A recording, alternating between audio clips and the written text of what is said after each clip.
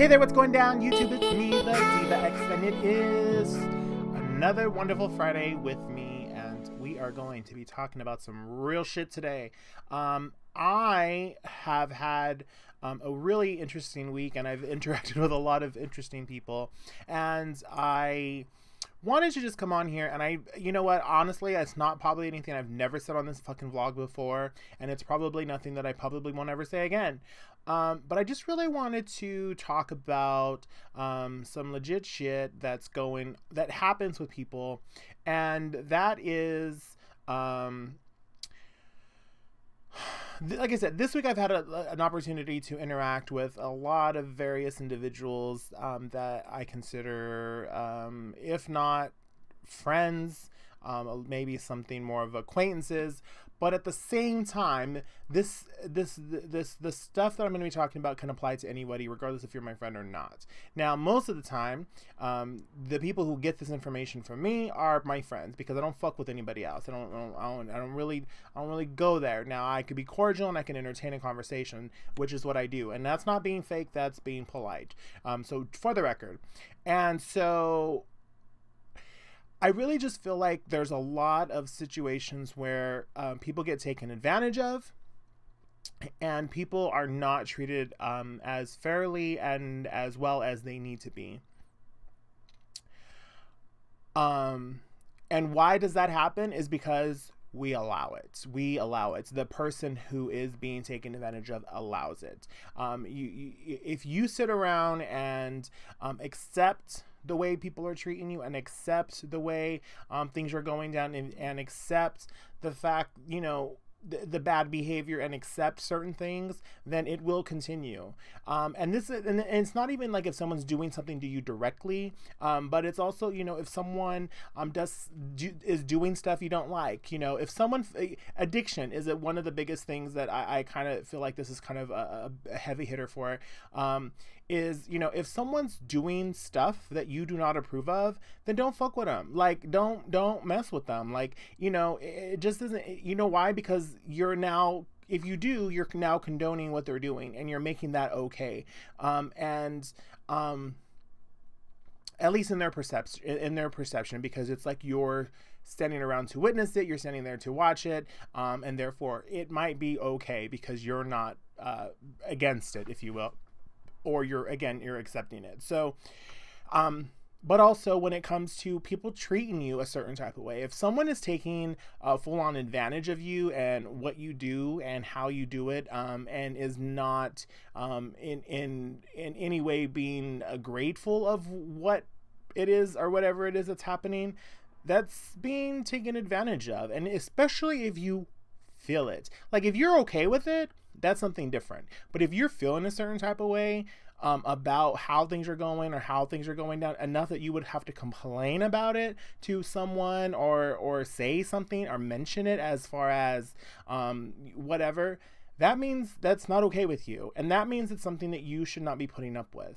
Now, that to me also goes on to what I call co-signing with bad behavior. If you're supporting something or someone that isn't in line with your morals or values, or something like that, you are in support of that. Ultimately, is what it comes down to.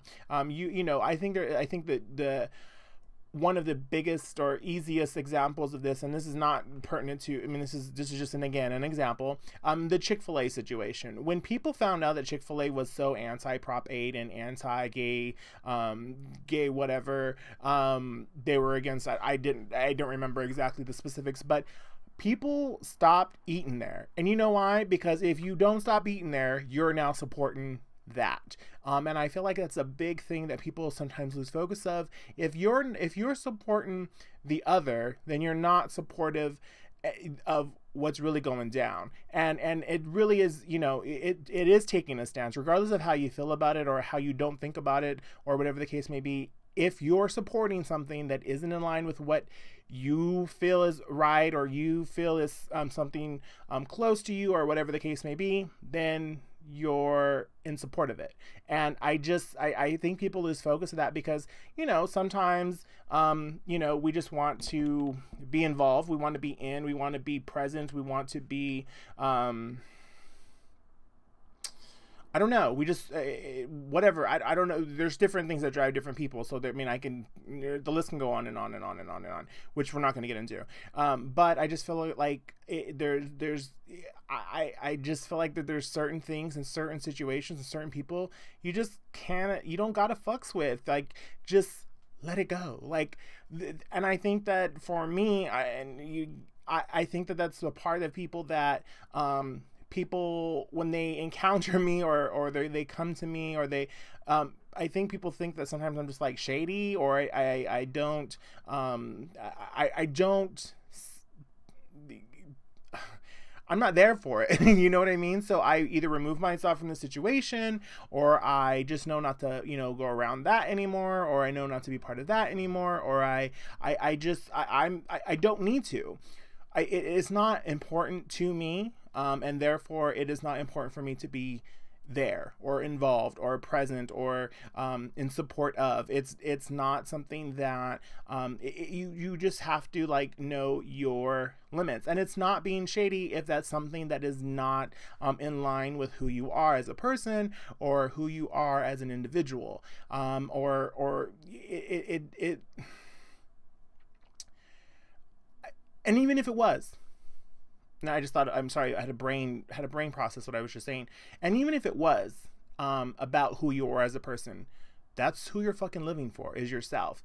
You can't be living here to please other people, and you can't be living here to put other people's needs ahead of yours. Now, again, don't get me wrong, there are circumstances, if you're in a fucking committed relationship and a marriage and all that fun stuff, and there's always the exceptions to the rules. So don't, I'm not like making this a blanket statement, but if it's something that is affecting you in a certain type of way, even in a marriage, yeah, if even in a marriage there's something that is affecting you in a way that is making you feel a certain type of way, get the fuck out of it.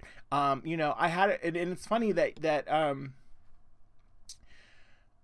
just kind of, this conversation just steered that way, but I also had another, and then just sparked another conversation. Sorry, my brain is like connecting dots. You ever seen that meme when there's like that lady and she's looking like this and there's like equations everywhere? That's what just happened to me.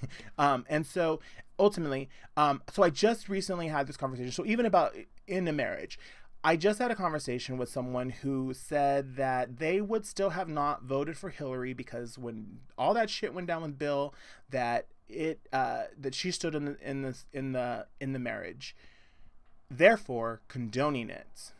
Now, there's two parts of that. Now, I agree with that statement. If you if you find out that someone is cheating on you and you don't do anything about it, and I'm not saying that Hillary didn't do anything about it because I don't know her life like that, but to take the stance to remove yourself from that scenario, from that situation, from that marriage, you're kind of condoning it. You're kind of making it okay to happen. Now, again, I'm not saying that there can't be a conversation that says that if this happens again, or, there's some circumstances, again, everyone's case is unique, and I'm not saying this across the board. However, if the person let's just say an example, if Bill Clinton knew or thought, well, I did it once, I can get away with it again, he's more prone to do it again because, well, she didn't leave the first time. So, and, at that point, it's up to Hillary, at this case, to then make sure that this is the situation, and that she's going to get out if that were the case. And I don't, again, that's just an example, but for some, and I thought it was pretty interesting that someone would have that stance that because she didn't get out of the marriage, that I would not have voted for her. Now, again, that's a whole nother fucking conversation. Don't get me started on that one. But again, it goes to people who would make a stance about how strongly they feel about something. And if cheating is something that is a deal breaker for you, then it will break the deal for you. And so it's those types of things that, again, it kind of goes back to that situation of, if you don't stand for something, you'll fall for anything. It's definitely that. If you do not stand for the things that you fucking support, love, care for, or things that you feel strongly about, then why do you feel strongly about it? It goes back to that. And also the other part of it is, think about, if you're hanging around with people or you associate with people who are that act a certain type of way. I'm not going to get into details, bitch. Let me just not be descriptive about this one. If you fucks with people who act a certain type of way or are present themselves in a certain type of way. More than likely, you're one of those. You're part of that. And you can't complain about something that you're part of, okay? And you can't complain about something that you still support. If you have such a big problem with somebody and you are still working with them, or you are still you are still part of support of whatever it is that they do, you're condoning it, and you're probably just in that wheelhouse with them. And you know, there's that saying, I'm full of sayings today. You know, show me who your friends are and I'll tell you who you are, or something along those lines. It's very much that, like, although you may think you're not like that person, although you may think you're not that person, you might want to reevaluate.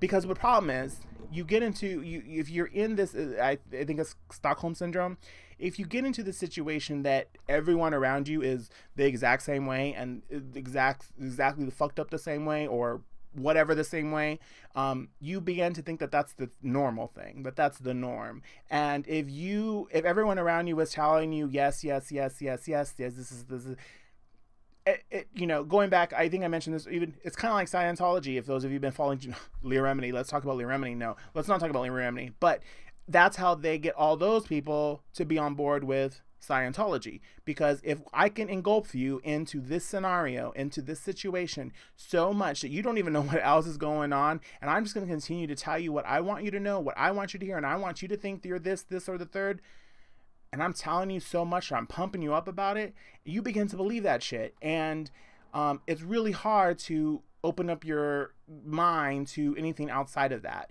because for so long you might have been told this, you might have been told that, or they might have made you feel a certain type of way. But the reality of the situation, it's not that way.